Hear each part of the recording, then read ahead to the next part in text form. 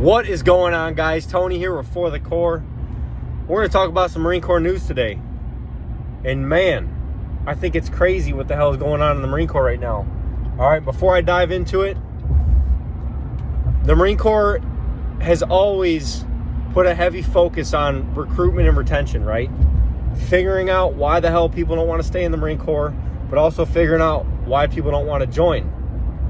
All right, and a big part of that, I think, is since we've pulled out of Iraq and Afghanistan, we're not pumping deployments out like we used to when I was in.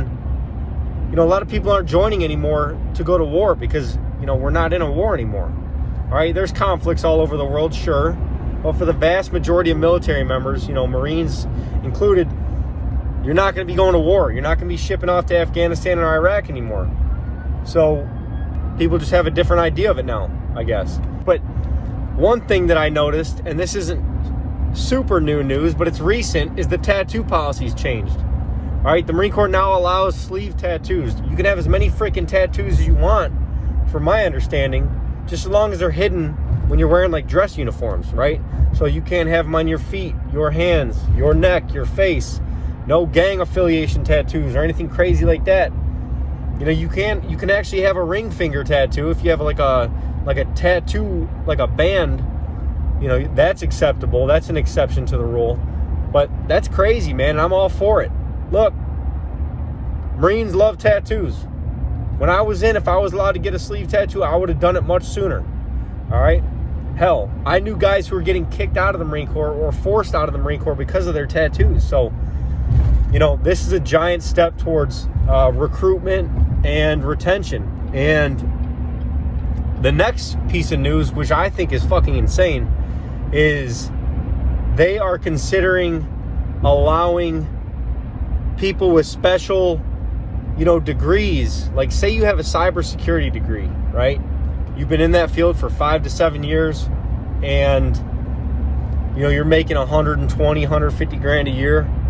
The Marine Corps is considering allowing you to bypass boot camp,